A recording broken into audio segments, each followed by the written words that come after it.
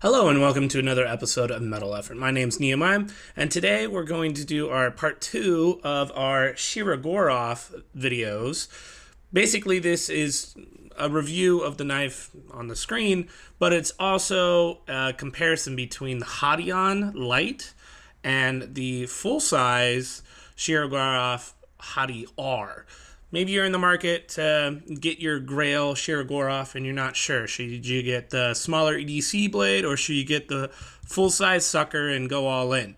I'm here to help. So first thing we want to do is our size comparison. So I've got our old standbys, the PM2 and the Para 3, and I think this is a really important size comparison because the actual proportions of the blade, the difference between the Hati and the Hati R, they're very similarly shaped, and it's kind of hard to tell how big they are. So this is a pretty large blade. It's a 3.75 inch blade, so it's even dwarfing the PM2 in regards to the blade length. Handle-wise, they're about the same. It's just a smidge longer as far as like how much room you have on your grip area. It's probably actually less on the Shirogorov than it is on the PM2, but obviously dwarfing our little Para 3 here. Another really interesting comparison, and I might even devote a whole video to this, is the comparison between the Conagarius. The Conagarius keeps popping up in my mind when I've been reviewing both of the Shirogorov knives. It's completely different maker here in America, obviously, but there's so many similarities, and there isn't a Shirogorov knife, to my knowledge, production-wise, that is just a normal 3.5 inch blade.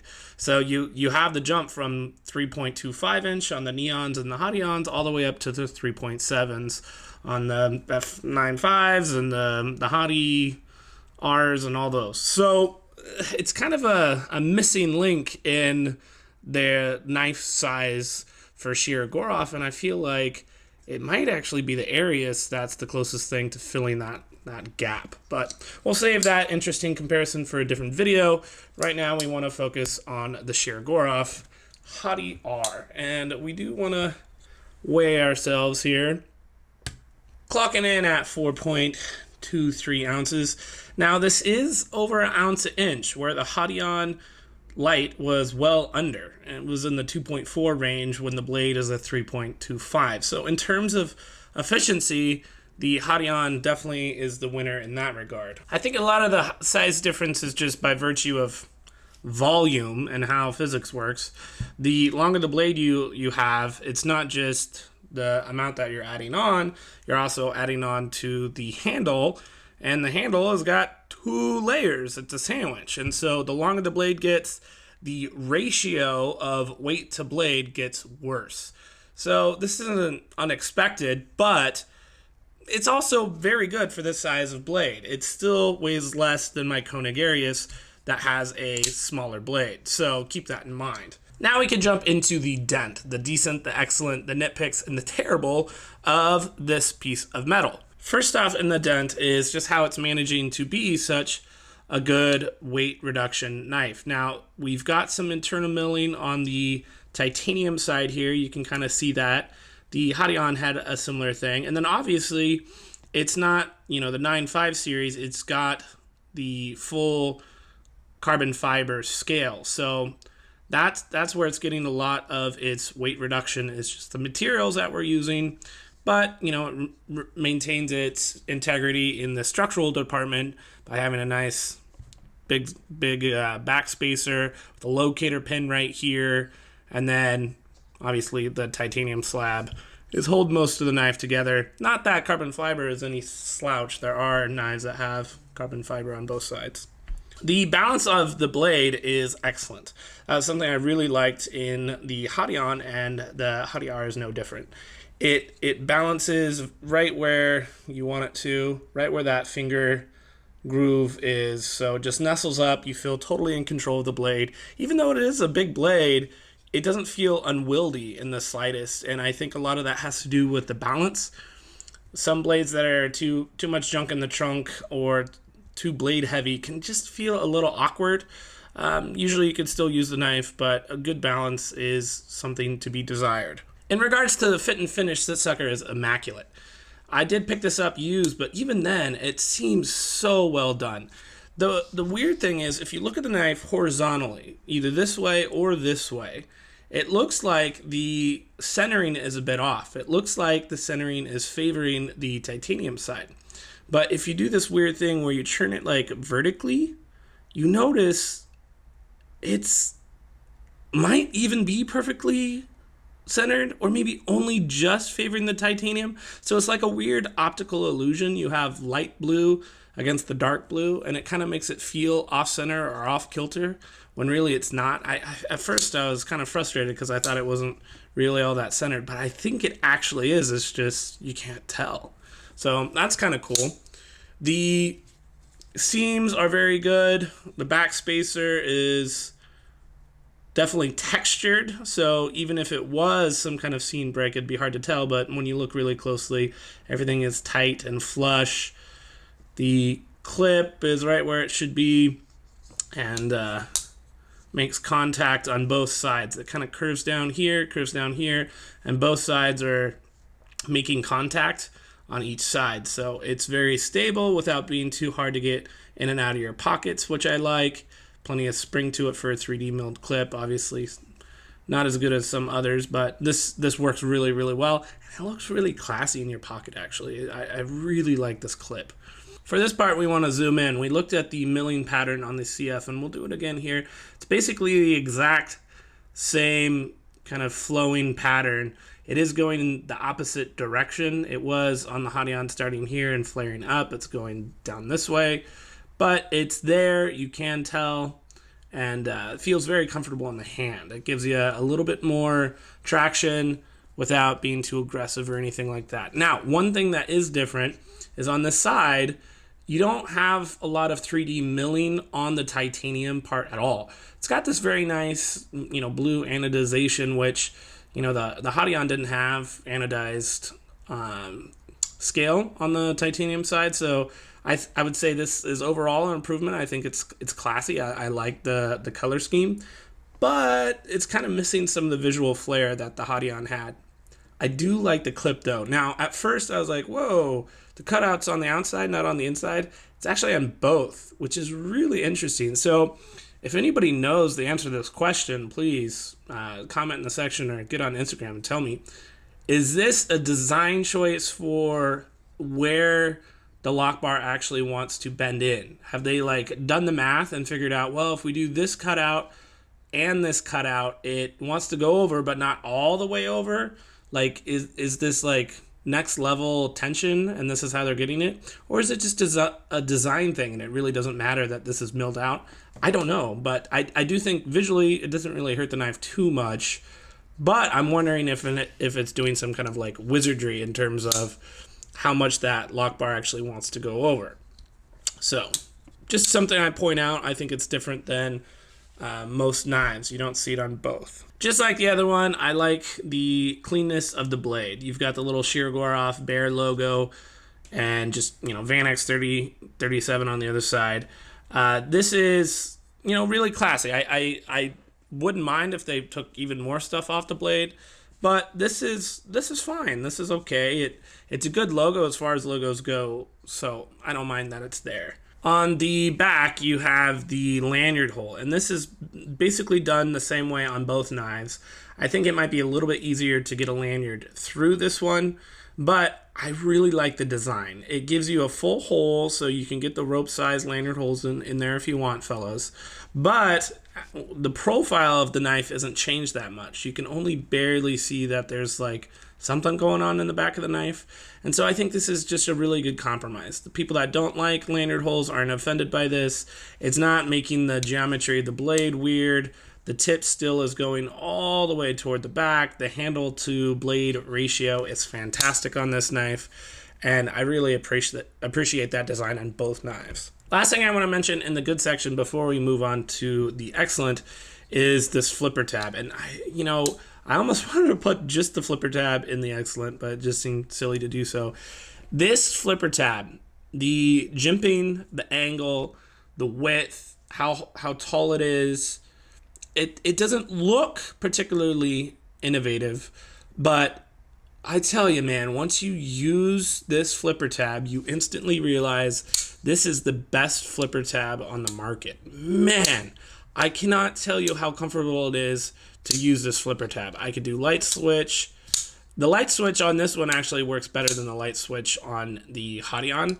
I mentioned in that review that I preferred the push button for the Hation, and I could still do the push button on this one, and given the shape of the flipper tab and just the careful attention to detail, I mean, I want you guys to see how rounded this is. So if I'm pushing down, that's pretty much flat right here, so I can do the push button and it works great. But if I do the light switch, it's such a gradual but still grabs me that I've never flipped off of this. And I've flipped this knife probably 100 times, and there is no flipper finger fatigue. Say that 5 times fast. And I couldn't be happier with that. As somebody who likes to fidget with their knives, this flipper tab is very conducive to that. It's very comfortable. Okay, gotta stop that. Okay, so now into the excellent. First excellent thing I'd like to talk about is the action. Now, this was in the excellent for both knives, but I think this is the best example of action I have ever personally experienced. I haven't owned, I haven't spent a lot of time with, but I've handled a Grimsmo Norseman. And it does have fantastic action. It opens up just like you'd want it to. But this knife beats it. And I think it beats it for 2 reasons. On the open, I think there's some level of like audible click that's involved, to with which the detent is so powerful it kind of like vibrates in your hand when you click it open. And I'm not flipping it really hard. It just normal pressure, and this knife just kabam shoots out, and it's so satisfying to open it.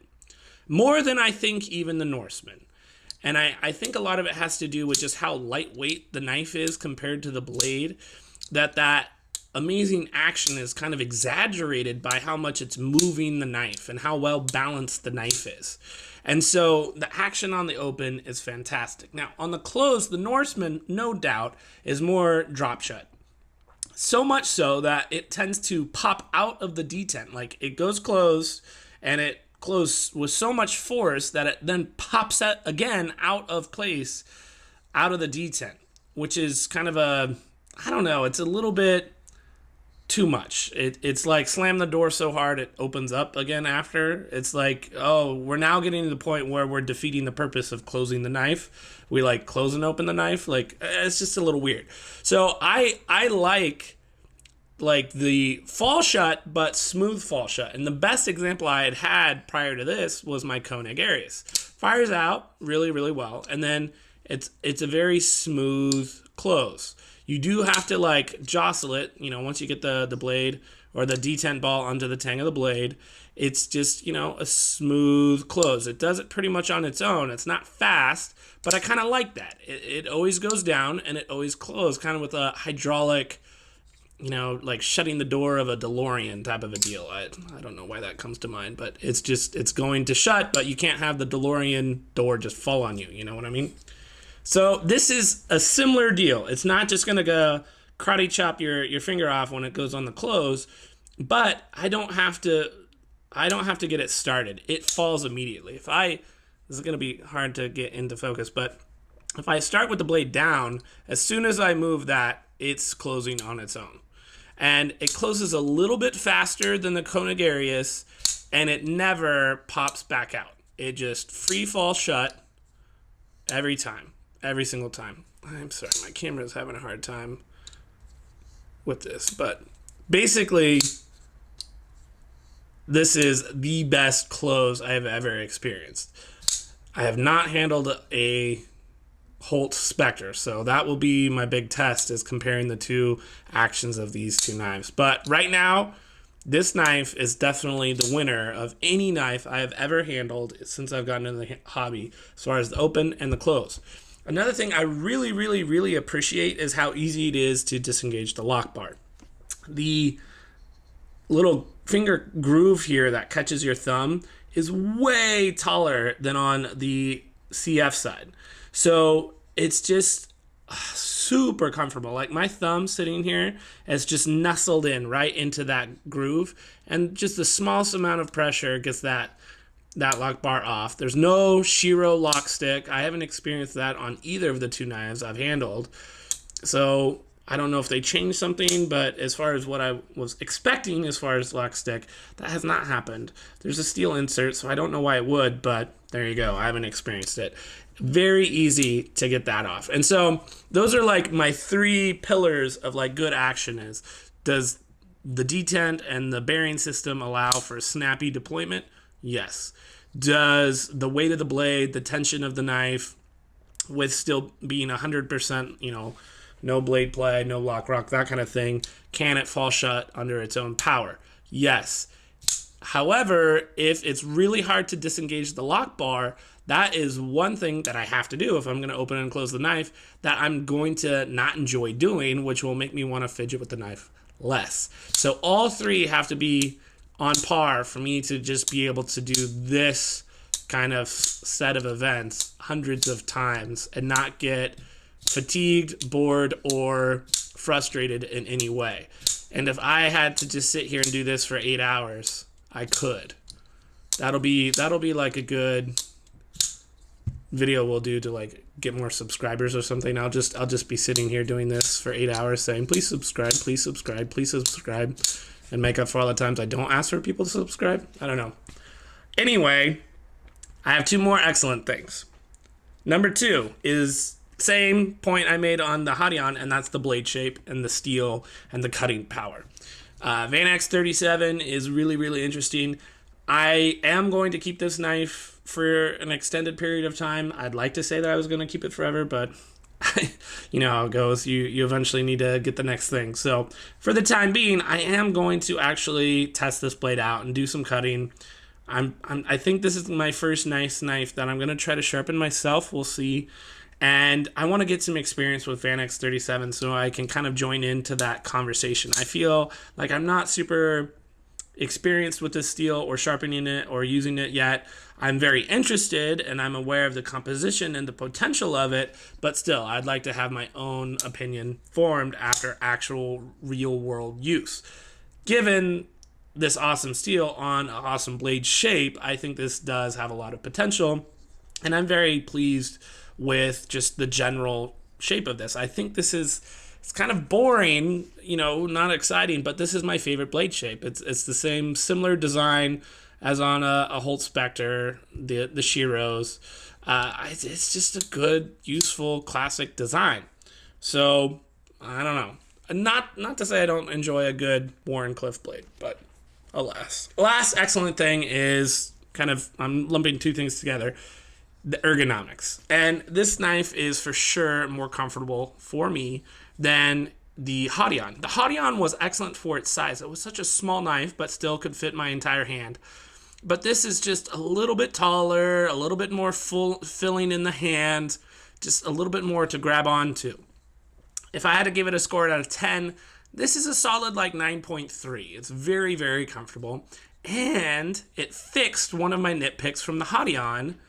There's a whole bunch of jimping. Instead of 2 jimps, we got lots and lots of jimps. And they're effective. They're sharp without being too sharp. They are stylistic. And they are right where they need to be. There's no reason I can't reach up any higher than that. That would be awkward. Even for draw cuts. I don't want jimping to go all the way up here. This is 3-4 times the length of the amount of jimping that we had on the Hation. And so, a little bit taller blade, more jimping, fuller palm swell in the hand. This is definitely a lot more comfortable than the Hation without being that much bigger in your pocket. Weight-wise, though, it is a good 50% heavier. Just one thing, it's not as comfortable as my Konigiri. So I want to give this sucker a shout out. This is like a 10 out of 10 for ergos for me.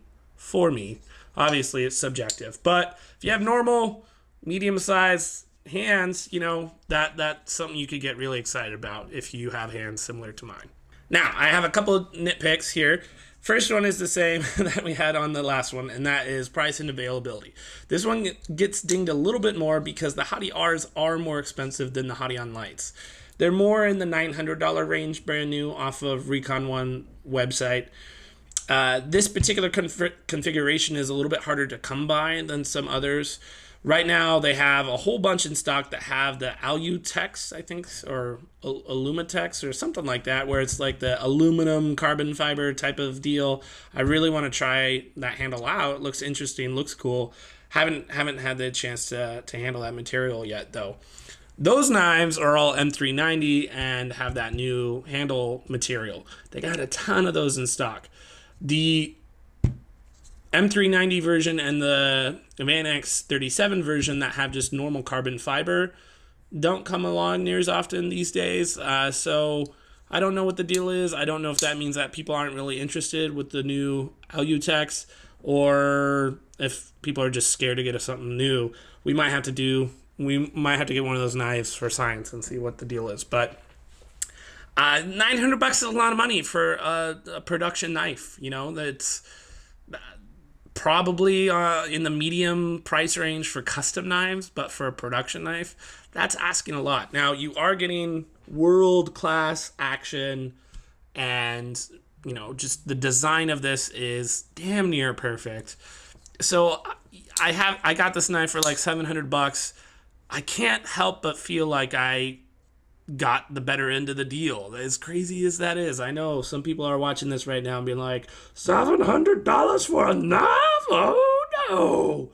But this is hedonic adaptation at its best, to where I think $700 is a deal. So I'm trying to keep non-biased in this way. I know that my perception of money and value and what I spend on my hobby is different than other people, and this is not in the positive. This is in my nitpicks. It's a negative. This is expensive, and it's something you really have to consider.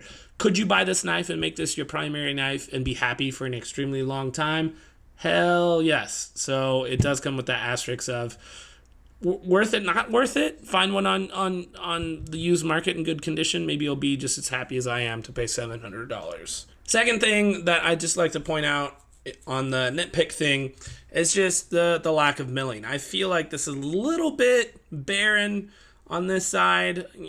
You know, if this didn't have a little bit of flare here, it would just be solid titanium with literally nothing going on. Now, this is not affecting the practicality of the knife at all. This is 100% subjective observation. You're doing it on the Hati On, so it pains me a little bit more to not see it on this, when this knife is, you know, $200 more expensive than the Hati On. So I'd like to see a little bit more spazazz on the other side. All right, so let's move on to the terrible, and this is the same terrible that we had on the Hati On. And the terrible is that this stupid free spinning pivot still has no way for me to stop it from free spinning. So again, right now my action is world class. I don't need to get in there, but I want to be able to get in there, and I'm really pissed about it. So that would be the thing. You know, once I finally do sell or trade this knife because I'm trying to get something awesome, that's what's going to get me to actually do it. Is, yeah, and I can't get into the knife that easily.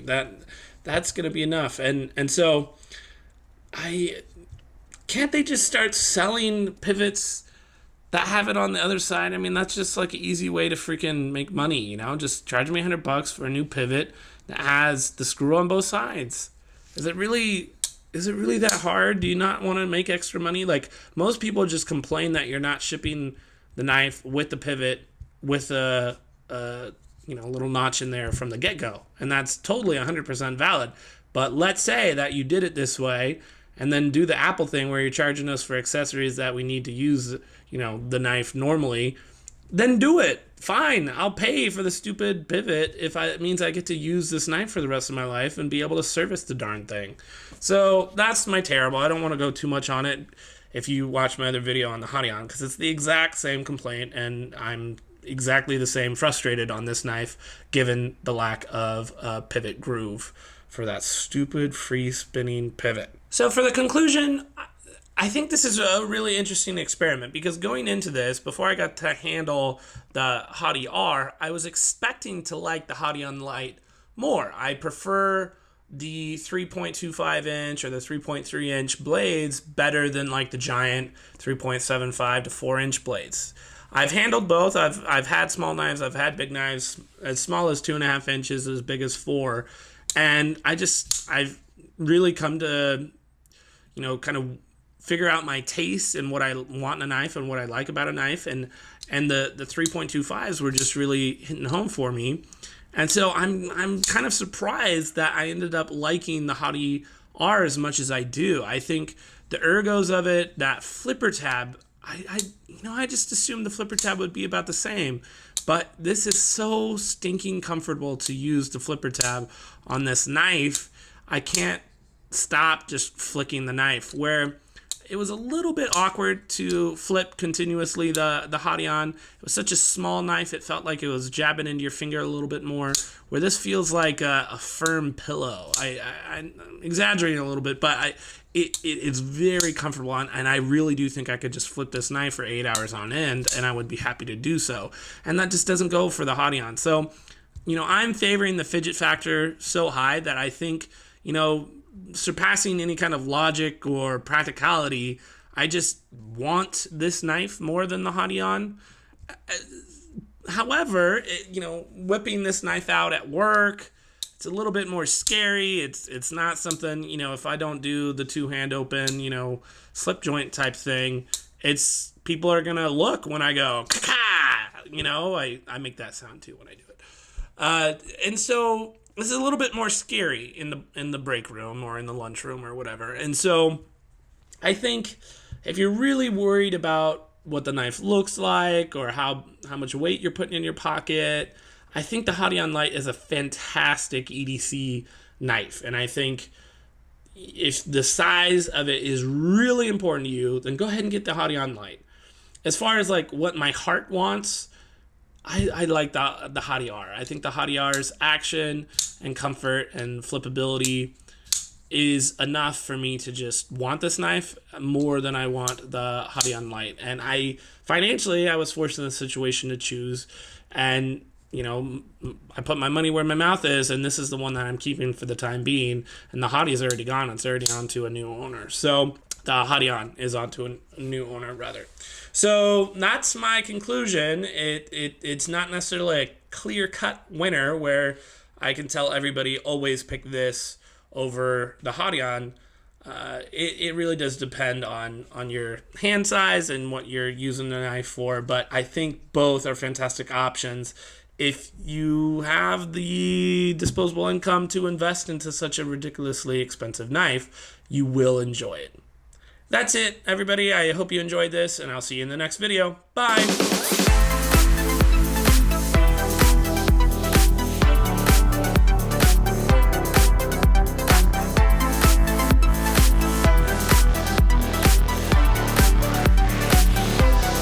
It's my favorite blade size, which is like the 3.25 inch or the 3.33 inch, 3.0 or 3 rather.